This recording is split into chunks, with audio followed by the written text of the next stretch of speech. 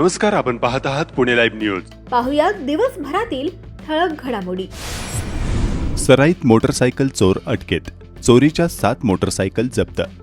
Pimpri Chinchwad police आयुक्तालयाच्या चाकण उत्तर police स्टेशनच्या तपास पथकाने मोटरसायकल चोरीच्या गुन्ह्यांचा यशस्वी छडा लावत एका सराईत मोटरसायकल चोरास अटक करून त्याच्याकडून एकूण 7 चोरीच्या मोटरसायकली जप्त केल्या आहेत.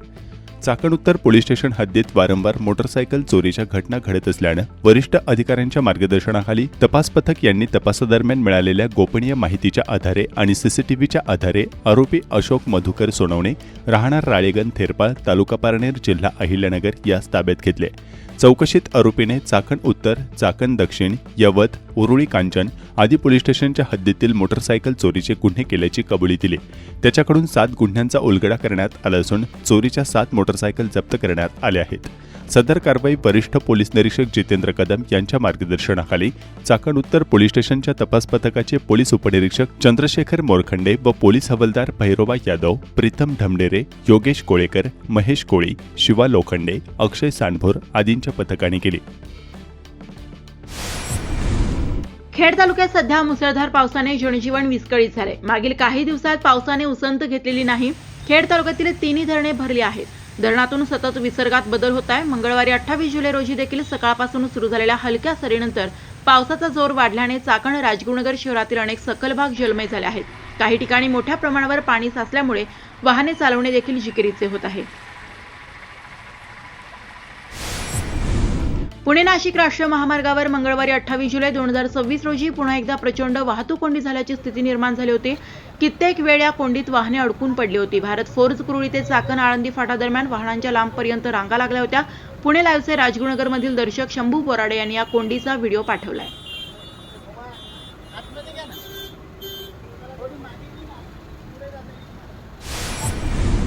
मागील 15 आठवड्यात झालेल्या अतिमुसळधार पावसाचे पाणी वाहून जाण्यासाठी चाकणमधील आंबेटान चौक भागात आंबेटान रस्त्यावर चेंबर फोडण्यात आले होते. आता हे फोडलेले चेंबर पुन्हा पूर्ववत करण्याची गरज असताना देखील त्याकडे जाणीवपूर्वक दुर्लक्ष केले जात असून या भागात अनेक पादचारी पडण्याचे व वाहतूक कोंडीचे प्रकार वाढले असल्याचे या भागातील व्यावसायिकांनी सांगितले आहे. खेड तालुक्यातील श्री क्षेत्र चास येथे श्री स्वामी सद्गुरू शिवदत्त महाराज आश्रमात गुरुपौर्णिमेच्या निमित्ताने भजन कीर्तन महाप्रसाद कार्यक्रम संपन्न झाला असल्याचे स्थानिक कार्यकर्ते अवधूत राजकर यांनी व्हिडिओ पाठवून कळवले आहे. एका खासगी कंपनीच्या माध्यमातून जिल्हा परिषद प्राथमिक शाळा भांबोली वणझिरा वस्ती येथील विद्यार्थ्यांकरिता स्कूल बॅग व शालेय साहित्य वाटण्यात आले. लायन्स क्लब चाकण यांचा 37वा पदग्रहण सोहळा हॉटेल भंडारा येथे उत्साहात संपन्न झाला. यावेळी फतेचंद रांका, आनंद आंबेकर आदींसह मान्यवर उपस्थित होते. नवीन कार्यकारिणी पुढील प्रमाणे: अध्यक्ष सुनीता सोरटे, सचिव सीमा कड, कोषाध्यक्ष सुलोचना शिर्के आदींची निवड करण्यात आली आहे. आळंदीमधील श्री ज्ञानेश्वर विद्यालय व ज्युनियर कॉलेजमध्ये अंमली पदार्थ NDPS विरोधी जागृती मोहिमेचे आयोजन करण्यात आलं होतं. व्यसनाच्या आहारी जाऊ नये आणि दुसऱ्यांना व्यसनाच्या आहारी जाऊ देऊ नये हा सल्ला विद्यार्थ्यांना देण्यात आला. खेड कृषी उत्पन्न बाजार समितीच्या सभापतीपदी अशोक बबन राक्षे आणि उपसभापती पदावर रणजित विठ्ठल गाडे यांची मंगळवारी 28 जुलै 2026 रोजी बिनविरोध निवड झाली. माजी आमदार मोहिते यांच्या गटातून बाजार समितीतून निवडून आलेल्या बहुतांश मंडळींनी त्यांची साथ सोडल्याचे या निमित्ताने अधोरेखित झाले आहे. खेडचे शिवसेनेचे आमदार बाबाजी काळे यांच्या नेतृत्वाखाली ही निवड प्रक्रिया पार पडली. नूतन सभापती व उपसभापती यांच्या निवडीच्या घोषणेनंतर समर्थकांनी प्रचंड जल्लोष केला.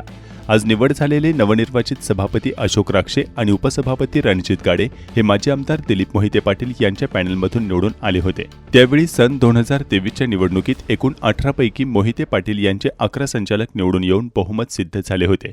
त्यांचे समर्थक सभापती कैलास लिंभोरे यांनी पदाचा राजीनामा दिला आणि त्यानंतर सन 2024 मध्ये बाजार समितीत सत्तांतर झाले. नवनिर्वाचित सभापती अशोक राक्षे यांच्यासह यावेळी 3 संचालक विरोधी गटात सामील झाले होते. त्यात अशोक राक्षे यांनी महत्त्वाची भूमिका बजावली होती. आता आमदार बाबाजी काळे यांच्या नेतृत्वावर विश्वास ठेवत अनेक संचालक मोहितेंच्या विरोधात गेले असून आमदार काळे यांनी संबंधित सर्वांना बाजार समितीत संधी देण्याचे प्रयत्न चालवले आहेत. सध्याच्या निवड प्रक्रियेत मावळते सभापती ॲडव्होकेट विजयसिंह शिंदे यांनी राजीनामा दिला. त्यानंतर विरोधात केल्याने न्यायालयीन प्रक्रियेत अशोक राक्षे यांना अडकवण्याचा प्रयत्न विरोधकांनी केला. मात्र त्यावर मात करत करत संचालक पद अबाधित राखत अशोक राक्षे थेट सभापती पदावर विराजमान झाले. या राजकीय घडामोडीत आमदार बाबाजी काळे यांच्यासह त्यांचे सहकारी मावळते सभापती ॲडव्होकेट विजयसिंह शिंदे, संजय घनवट यांनी महत्त्वपूर्ण भूमिका बजावली. दरम्यान मंगळवारी 28 जुलै रोजी बाजार समितीच्या राजगुरुनगर येथील मुख्यालयाच्या सभागृहात सहाय्यक निबंधक सहकारी संस्था सचिन देशमुख यांनी संचालकांची विशेष बैठक बोलावली होती. त्यात निर्धारित वेळेत सभापती पदासाठी अशोक राक्षे आणि उपसभापती पदासाठी रणजित गाडे यांचे एकमेव अर्ज दाखल झाले होते. माजी आमदार दिलीप मोहिते पाटील आणि त्यांचे समर्थक असलेले संचालक पप्पू उर्फ विनोद टोपे हे अनुपस्थित राहिले.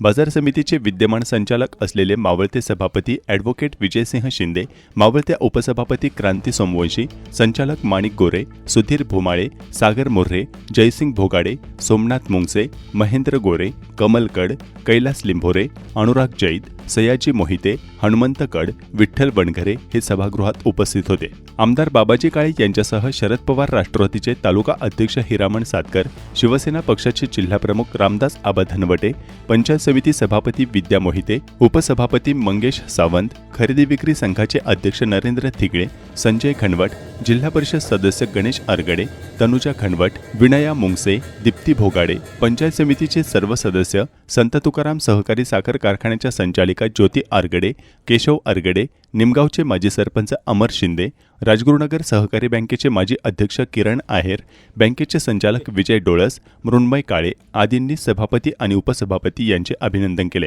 नूतन सभापती राक्षे हे सलग 2 पंचवार्षिकमध्ये बाजार समितीचे संचालक आहेत. सन 2015-16 मध्ये उपसभापती म्हणून त्यांनी काम केले. या निवडीनंतर सभापती व उपसभापती यांनी आमदार बाबाजी काळे यांच्या नेतृत्वात बाजार समितीचा पारदर्शी कारभार करणार असल्याचे माध्यमांना सांगितले.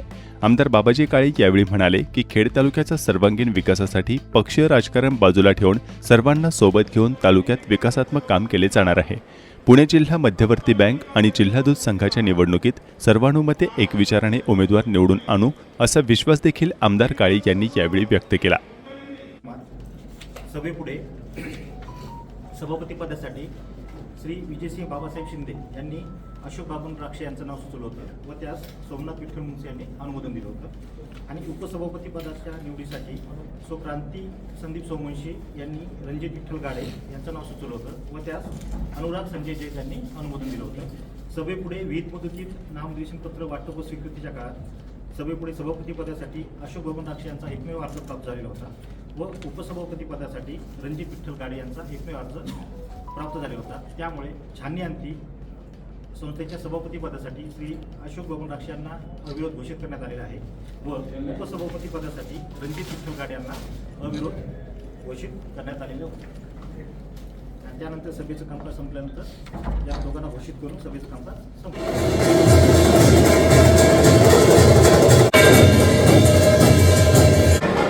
यांनी या ठिकाणी मनाचा मोठेपणा दाखवला की या तालुक्यामध्ये दहशत आहे. जे सर्वांना वाटत होतं की दहशत पडून काढण्याचं काम या तीनही संचालकांनी ज्यावेळेस केलं आणि अशोक या ठिकाणी विजयभाऊ आणि क्रांतिकारींना बिनविरोध सभापती आणि उपसभापती पदाचा मान मिळाला. गेले 20 महिन्यामध्ये आपण पाहिलं की न भूतो न भविष्यती या संचालक मंडळानं आपल्या महाराष्ट्रात एवढा मोठा ऑप्शन हॉल नाही असा चाकणला एक ऑप्शन हॉल त्या ठिकाणी बांधला. शेतकऱ्यांसाठी कमी दरामध्ये भोजन व्यवस्था केली. पाण्याची व्यवस्था असेल, वाहतुकीकरण असेल, लाईटची व्यवस्था असेल, टॉयलेट व्यवस्था असेल, सर्व बाजारगाड्या असतील अशा अनेक सुविधा त्या ठिकाणी करण्याचा प्रयत्न खऱ्या अर्थानं सभापती उपसभापती संचालक मंडळानं केला. आम्हाला सार्थ अभिमान आहे की ज्यावेळेस निवडणूक झाली त्यावेळेस आमच्याकडे कोणतीही सत्ता नव्हती, कोणीही मोठा पदाधिकारी नव्हता. परंतु तालुक्यातील शेतकऱ्यांनी मनाचा मोठेपणा दाखवला आणि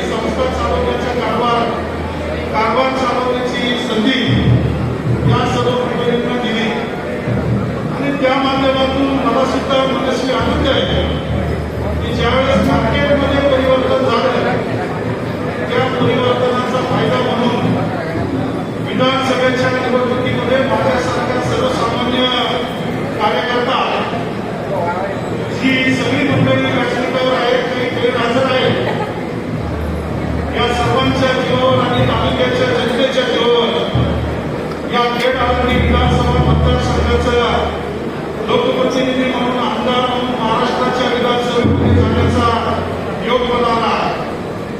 त्यामुळं मार्केट कमिटीची जो बदल झाला त्याचा फायदा विधानसभेला झाला, लोकसभेला झाला आणि त्या माध्यमातून माझ्यासारखा कार्यकर्ता सुद्धा ज्यावेळेस आमदार म्हणून निवडून आलो त्यावेळेस सभापती, उपसभापती, सर्व संचालक मंडळ यांच्यावर कोणत्याही स्वरूपाचा दाग दिला नाही.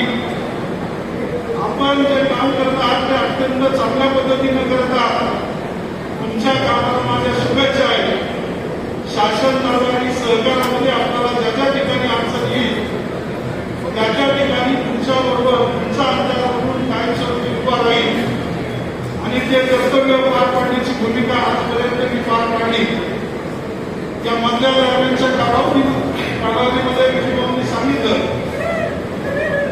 की या ठिकाणी सुधीर गोमाळे असतील, सयाजीराजे मुलके असतील, त्याचबरोबर अशोकदादा असतील, यांच्यावर वेगवेगळ्या माध्यमातून वेगवेगळी माणसं उभी केली. त्यांच्यावर शासन कारभारी अपील दाखल केले. परंतु अशोकदादांनी रात्री सांगितलं की सत्यमेव जयते, सत्याचा विजय असतो. सयाजीराजे मोहिते खऱ्या अर्थानं त्यांचं पद तर जाऊ शकत नाही. सुधीर गोमाळ्यांचं काही तांत्रिक कारणानं काही अडचण आली, परंतु महिन्याभरामध्ये पुन्हा त्या ठिकाणी ते विराजमान होते आणि अशोकदादावर आपल्या तहसीलदारांनी निकाल त्यांच्या बाजूने दिला, प्रांतांनी निकाल त्यांच्या बाजूने दिला. महाराष्ट्राचे महसूल मंत्री आणि इतर सर्व मंडळींनी आताच मगाशी सांगितल्यानुसार आपल्या पियुष पवार असतील, इतर सर्व कार्यकर्ते असतील, आम्ही सर्वांनी एकत्रितपणे त्या ठिकाणी प्रयत्न केले आणि अशोकदादांचा त्या ठिकाणी खऱ्या अर्थानं निकाल आपल्या बाजूने आणण्याचा प्रयत्न त्या ठिकाणी झाला. त्यानंतरच्या कालावधीमध्ये आज सभापती पदाची निवडणूक आणि उच्च न्यायालयामध्ये संबंधित व्यक्तीनं पुन्हा त्याला संचालक पदावर राहू नये, ते सभापती होऊ नये म्हणून त्या ठिकाणी अपील केलं होतं. परंतु त्या अपिलाला सुद्धा त्यांना न्याय मिळाला नाही आणि अशोकदादांचं संचालक पद हे अबाधित राहिलं. खऱ्या अर्थानं बाबाबा महाराजांचे आणि कालिमुराद महाराजांचे आशीर्वाद त्यांच्या पाठीमागे आहेत. एक दिवस दादाच्या पाठीमागे आशीर्वाद आहे, पण कालिमुराद महाराज एक दिवस त्यांच्या मागे लागल्याशिवाय राहणार नाही आणि त्याची परिस्थिती या ठिकाणी निर्माण झालेली आहे. एकही माणूस त्यांच्याबरोबर राहील का नाही अशी परिस्थिती निर्माण झाली. त्याचं ज्वलंत उदाहरण दादा आहे. दादा असेल, दादाचे नातेवाईक असतील, दादाचं गाव असेल, गेले 20 वर्ष त्या माणसाच्या पाठीमागं दादांनी आपलं सर्वस्व अर्पण केलं. त्या दादाला सभापती होऊ द्यायचं नाही असा चंग त्या व्यक्तीने मागला होता. परंतु विजूभाऊ, तुम्ही सर्व मंडळींना मानलं पाहिजे की आपण सर्वांनी ठरवलं की काही झालं तरी दादाला सभापती पदावर त्या ठिकाणी आणायचं आणि म्हणून दादा जिल्हा परिषदच्या निवडणुकीनंतर पुढच्याच महिन्यात सभापती झाले असते. परंतु या तांत्रिक अडचणी आल्यामुळं उशिरा का होईना दादांना या ठिकाणी न्याय मिळाला. हे सर्व होत असताना रणजित भाऊंनी मगाशी सांगितलं की कुणाला तरी कुणाची तरी प्रेरणा असते. जगद्गुरु संत तुकाराम महाराज यांची कन्या भागीरथी माता येरवाडी येरवाडी येथे आपल्या गाड्या परिवारामध्ये दिल्या आणि गाड्या आपल्या येरवाडीचे सुपुत्र म्हणून रणजित भाऊ, तुम्ही जरी पुढच्या काळामधून निवडून आले असते, तुम्ही सांगितलेला शब्द खरा आहे. तुम्ही अद्यापर्यंत टीका केली नाही. राजकारणात एकमेकांच्या विरोधात जरी काम केलं असतं तरी तुमची मनस्वी इच्छा या मार्केट कमिटीप्रती, संचालकाप्रती, सर्वांप्रती चांगली राहिली, तुम्ही सर्वांबरोबर चांगले राहिले आणि त्या भूमिकेतून भागीरथी मातेच्या आशीर्वादानं तुमच्या परिवाराला येलवाडी गावाला जे पद, उपसभापती पद या ठिकाणी मिळालं. तुम्हाला सुद्धा मनापासून धन्यवाद देतो. आज या दोनही व्यक्ती रात्री पत्रकार परिषदेमध्ये त्यांनी जाहीर सांगितलं की आमची जी कोर कमिटी आहे, मी आमदार म्हणून जरी असतो तरी मी हुकूमशाही गाजवणार नाही हे पहिल्या दिवसापासून सांगितलं. त्यामुळे ज्याच्या मंडळींनी पुन्हा पुन्हा उल्लेख आपण संजू भाऊ असेल, रमण भाऊ असतील, सुनील भाऊ असतील, नानासाहेब काटोलकर असतील, या सर्वांचा उल्लेख परत परत का करतो तर आम्ही सर्व मंडळींनी या ठिकाणी कोर कमिटी म्हणून त्या ठिकाणी निर्णय घेतला की प्रत्येकाला या ठिकाणी न्याय द्यायचा आणि समोरच्या काळामध्ये जरी काही मंडळी असले तरी या सर्वांनी गेले 20 महिने भाऊंना आणि क्रांतिकारींना कारभारामध्ये अत्यंत चांगल्या पद्धतीने सहकार्य केलेलं आहे. त्यामुळे जी मंडळी या प्रक्रियेमध्ये सहभागी झाले त्यांना सुद्धा भविष्य काळात जवळजवळ 2 वर्ष असून मार्केट कमिटीला बाकी आहे. त्याचबरोबर प्रत्येक मार्केट कमिटीला चांगल्यासारख्या ठिकाणी आहेत, मुदतवाढ भेटतच असते. त्यामुळे जर कदाचित मुदतवाढ भेटली तर मोठ्या प्रमाणामध्ये प्रत्येकाला या ठिकाणी संधी मिळणार आहे. ही संधी देण्याचा प्रयत्न आम्ही सर्वजण मंडळी या ठिकाणी घेतलेला आहे. खऱ्या अर्थानं वेळ खूप झालेला आहे. सकाळी 11 वाजल्यापासून ही प्रक्रिया सुरू झाली. या प्रक्रियेमध्ये सहभागी झालेले खऱ्या अर्थानं नियोजन करणारे दादांचे सुपुत्र असतील, रणजित भाऊंचे कुटुंबीय असेल, सर्व मित्रपरिवार असतील, राष्ट्रवादी ग्रामस्थ युवा वर्ग असेल, या सर्वांना मनापासून धन्यवाद देतो की अत्यंत चांगल्या पद्धतीनं वाजत गाजत फटाक्याच्या आतषबाजीमध्ये आपण सभापती आणि उपसभापती यांचं स्वागत या ठिकाणी केलेलं आहे. राजकीय भूमिकेतून बोलण्याचा आता दिवस नाहीये, कारण समोर कोणत्याही निवडणुका नाहीये.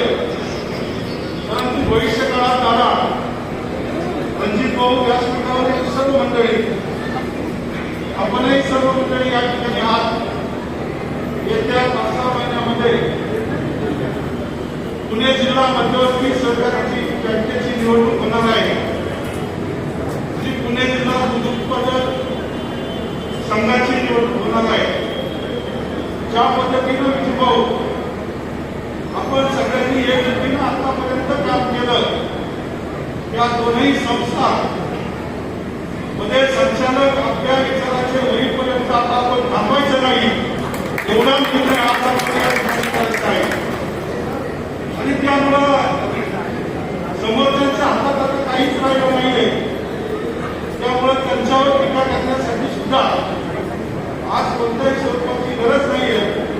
माझं धोरण एकच आहे की सर्वांना बरोबर घेऊन या तालुक्यातील संस्था असेल, या तालुक्याचा विकास असेल, सर्वसामान्यांचं काम असेल, ते करण्याचा प्रयत्न करायचा आहे.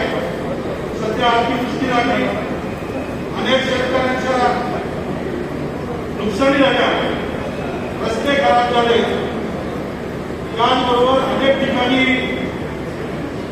मोठ्या प्रमाणामध्ये हानी झाली. शासनाच्या माध्यमातून पंचनामे इतर गोष्टी चालू आहेतच, परंतु वरुण राजाला माझी विनंती आहे की आता वरुण राजा जर थांबला तर या सगळ्या गोष्टीला आपल्याला व्यवस्थितपणे पुनरावृत्ती करून या ठिकाणी रस्ते दुरुस्ती असतील, नवीन रस्ते असतील, शेतकऱ्यांची भरपाई असेल, आपल्या पेरण्या असतील, इतर काही शेतीची कामं असतील, या गोष्टीसाठी आपल्याला या ठिकाणी वेळ देऊ. आपला खेड तालुका एका चांगल्या दिशेने चालणारा तालुका आहे आणि या तालुक्याच्या सर्वांगीण विकासासाठी तुम्ही असेल आणि आम्ही सर्व मंडळी या ठिकाणी एक दिनानं भविष्यकाळात काम करू असा शब्द या ठिकाणी देऊ. खऱ्या अर्थानं अशोक दादा आणि रणजित भाऊ ही दोन्ही जोडी एक राम लक्ष्मणाची जोडी म्हणून या मार्केट कमिटीमध्ये दिलेल्या वेळेची संधीचा फायदा घेऊन एक आदर्श काम खऱ्या अर्थाने या ठिकाणी करतील. दादा तुमच्या बरोबरच सगळ्यांनी सांगितलं तुम्ही कोणकोणाचे नातेवाईक आहे, परंतु तुम्ही आमच्याही नातेवाईक आहे. त्यामुळे नातेवाईक म्हणून नाही, परंतु एक हाडाचा कार्यकर्ता कसा असावा विजयताईंनी मगाशी सांगितलं. आणि अशा हाडाच्या कार्यकर्त्याला खेड तालुक्यात सर्वात मोठी असणाऱ्या संस्थेचा बहुमान सभापतीपद मिळालं ते आमच्यासारख्या सगळ्यांना अभिमानाची गोष्ट आहे. रणजित भाऊ तुम्हालाही उपसभापतीपद मिळालं याचाही आम्हाला अभिमान आहे.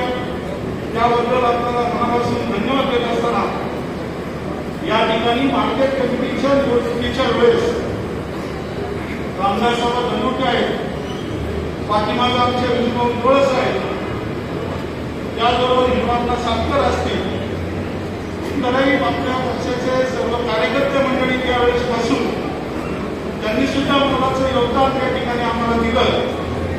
आणि त्या योगदानातून ही मार्केट कमिटी घडली. सर्वपक्षीय एकत्र आलो, एकत्र राहिलो आणि भविष्यात राहू असा विश्वास या ठिकाणी देऊ. तुम्हा दोघांनाही मनापासून शुभेच्छा देतो. भविष्य कालावधीमध्ये ज्यांना ज्यांना सभापती आणि उपसभापती होण्याचा योग आहे त्यांना सुद्धा ऍडव्हान्स मध्ये पुन्हा एकदा शुभेच्छा देतो. बरेचसे तुम्ही असे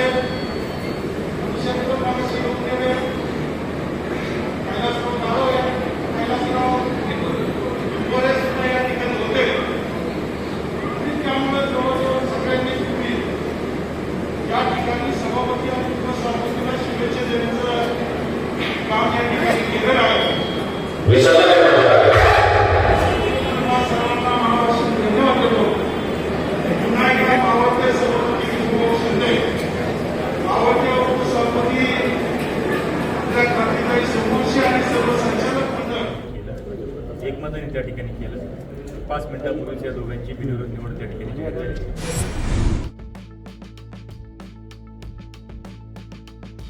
पुणे ते नाशिक प्रवास वेगवान करण्यासाठी नाशिक फाटा ते खेड हा 30 किलोमीटरचा उन्नत महामार्ग प्रस्तावित आहे. या सुमारे 7,827 कोटी रुपयांच्या प्रकल्पाला केंद्रीय मंत्रिमंडळाने ऑगस्ट 2024 मध्ये मंजुरी दिली. मात्र या प्रकल्पाला राज्य सरकारमुळेच खो मिळाल्याची धक्कादायक बाब समोर आली होती. यामुळे भारतीय राष्ट्रीय महामार्ग प्राधिकरणाला निविदा प्रक्रिया राबवूनही या प्रकल्पाचे काम सुरू करता येत नसल्याची परिस्थिती निर्माण झाली आहे. या प्रकरणी केंद्रीय परिवहन मंत्री नितीन गडकरी यांनी खुद्द मुख्यमंत्री देवेंद्र फडणवीस यांच्यासमोर नुकतीच नाराजी व्यक्त करीत सरकारी अधिकाऱ्यांना धारेवर धरले. सध्याच्या 4 पदरी मार्गाचे रुंदीकरण करून 6 पदरी महामार्ग, दुपदरी सेवा रस्ते आणि 8 पदरी उन्नत महामार्ग असा हा प्रकल्प आहे. चाकण यांसारख्या औद्योगिक क्षेत्रातील वाहतूक कोंडीची समस्या यामुळे सुटणार आहे. या प्रकल्पासाठी 14 हेक्टर म्हणजेच 35 एकर भूसंपादनाची आवश्यकता आहे. त्यात पुणे महानगर प्रदेश विकास प्राधिकरण हद्दीत खेड तालुक्यातील चिंबळी, कुरुळी, नाणेकरवाडी, मेदनकरवाडी, चाकण, वाकी खुर्द आणि वाकी बुद्रुक या 7 गावातील 10 हेक्टर भूसंपादनाचा समावेश आहे. याचबरोबर पिंपरी चिंचवड महापालिकेच्या हद्दीतील 4 हेक्टर भूसंपादनाचा समावेश आहे. या भूसंपादनासाठी सुमारे 600 कोटी रुपयांचा निधी लागणार आहे. केंद्रीय मंत्रिमंडळाने ऑगस्ट 2024 मध्ये या प्रकल्पाला मंजुरी देऊन 2 वर्षे उलटल्यानंतरही 14 हेक्टर भूसंपादनाची प्रक्रिया पूर्ण होऊ झालेली नाही. या प्रकल्पासाठी राष्ट्रीय महामार्ग प्राधिकरणाने निविदा प्रक्रिया सुरू केली आहे, परंतु 100% भूसंपादन झाल्याशिवाय कार्यादेश काढू नयेत असे नियम आहेत. भूसंपादन पूर्ण झाल्यास तातडीने कार्यादेश काढून काम सुरू करण्यात येईल अशी माहिती भारतीय राष्ट्रीय महामार्ग प्राधिकरणातील सूत्रांनी दिली. पुण्यात नुकत्याच झालेल्या कार्यक्रमात या प्रकरणी केंद्रीय परिवहन मंत्री नितीन गडकरी यांनी मुख्यमंत्री देवेंद्र फडणवीस यांच्यासमोर नाराजी व्यक्त केली होती. मुख्यमंत्र्यांसमोरच त्यांनी राज्य सरकारच्या अधिकाऱ्यांना याबाबत विचारणा केली.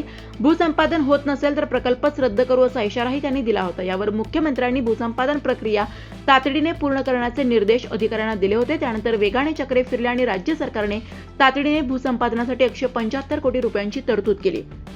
केंद्रीय मंत्रिमंडळाने नाशिक फाटा ते खेड या प्रकल्पाला मंजुरी दिल्यानंतर 2 वर्षे तो भूसंपादनाअभावी रखडलाय. 14 हेक्टर भूसंपादन झाले नसल्याने प्रकल्पाचे काम सुरू करता येत नाही. या कामाची निविदा प्रक्रिया सुरू असून भूसंपादन पूर्ण झाल्यानंतर तातडीने हे काम हाती घेण्यात येईल असे सचिन गौतम, प्रकल्प संचालक, भारतीय राष्ट्रीय महामार्ग प्राधिकरण यांनी सांगितले.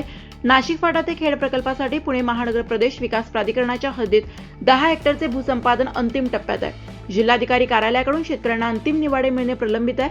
हे निवाडे मिळाल्यानंतर भूसंपादन प्रक्रिया पूर्ण होईल. यासाठी सुमारे महिनाभराचा कालावधी लागू शकतो, असे शिवप्रसाद बागडी, मुख्य अभियंता, पुणे महानगर प्रदेश विकास प्राधिकरण यांनी माध्यमांना सांगितले आहे. नाशिक फाटा ते खेड उन्नत महामार्गाची एकूण लांबी 30 किलोमीटर असून जमिनीवर 4 पदरीचे 6 पदरीकरण आणि दुपदरी सेवा रस्ते केले जाणार आहेत. उन्नत मार्ग एकाच खांबावरील 8 पदरी मार्ग असणार असून प्रवासाचा सध्याचा 1.5 तासांचा वेळ अवघ्या 20 खेड मिनिटांवर तालुक्यातील येणार गोलेगाव आहे. आणि खराबवाडी येथील गायरान जमिनीवर अतिक्रमण करून बांधण्यात आलेल्या व वाणिज्य वापरात असलेल्या 373 मिळकती भुईसपाट करण्यास प्रशासनाने सुरुवात केली आहे. सोमवारी 27 जुलै 2026 रोजी चाकणजवळील खराबवाडीमध्ये प्रचंड पोलीस बंदोबस्तात अतिक्रमणे काढण्यात आली. त्यानंतर आता गोलेगावमध्ये कारवाई सुरू करण्यात आली आहे. खराबवाडीमध्ये कारवाई करताना काही जणांना अभय मिळाल्याचा आरोप काही नागरिकांनी पुणे लाईव्ह सोबत बोलताना केला आहे. त्यांनी नेमकं काय सांगितलं आहे जाणून घेऊयात. तुमचं नाव काय? गणेश उल्हास खराबी, राहणार खराबवाडी. सर्वोच्च न्यायालयाच्या आदेशानुसार जी कारवाई झाली त्या कारवाईमध्ये काही लोकांना वाचवलं गेले. त्यामध्ये गोरगरिबांची घरं पाडली आणि काही लोकांना नोटिसा होत्या, पण त्या नोटिसाच्या अनुषंगाने कारवाई जी व्हायला पाहिजे नव्हती ती कारवाई काल झालेली नाही. त्यामध्ये माननीय तहसीलदार प्रशांतजी बेडसे साहेब व वालेकर तलाठी भाऊसाहेब यांनी या लोकांना वाचवले. त्यांना आम्ही विचारणा केली, तुम्ही यांना का वाचवताय? तर त्यांनी सांगितलं आम्हाला की यांचं काही क्षेत्र तुमच्या जागेत येते म्हणून असं सांगितलं डायरेक्ट. तुम्ही ज्या यापूर्वी मोजणी केली होती त्या मोजणीमध्ये ते येतात, त्याच्यामुळे त्यांच्यावर कारवाई होणार नाही. मग आम्ही त्यांना विचारलं त्यांच्याकडे काय पुरावे? त्यांचे तर सगळे पुरावे आजपर्यंतचे गायरानाचे 1985 पासूनचं 84 पासून त्यांनी सांगितलं की आम्ही शासनाच्या गायरान जागेमध्येच आहे आणि त्यांचे विधितज्ञ 3 विधितज्ञ त्यांच्यामार्फत आम्हाला कळवले. आम्ही आमच्या वडिलांकडून त्यांना नोटीस पाठवलं होतं की तुम्ही कुणाच्या जागेमध्ये. तर त्यांनी आम्हाला उत्तर दिले त्यांच्या वकिलांनी की आम्ही गायरान जागेमध्ये. ते 25 तारखेलाच आम्हाला त्यांचं नोटीसनी उत्तर कळवले आणि मग त्यानंतर आम्ही त्यांना सांगितलं की भाऊसाहेब तुम्ही आम्हाला लेखी उत्तर द्या, तुम्ही कारवाई का थांबवताय? आपले वालेकर भाऊसाहेब आणि बेडसे साहेब. तर ते म्हणले मी तुम्हाला लेखी उत्तर देतो, मी कारवाई का केली नाही याचं. तर त्याचं उत्तर तुमच्या पत्रकार बांधवांनी त्यांना विचारायला पाहिजे कधी देणार आहे, हीच आमचं म्हणणं आहे. म्हणजे ही जी कारवाई केली ती सापत्न भावानी केलेली आहे, तुमचं पाडलं आणि लगतच्या लोकांचं पाडलं ना, असं तुमचं हो म्हणणं आहे? हो हो बरोबर. नमस्कार, आपण पाहत आहात पुणे लाईव्ह न्यूज.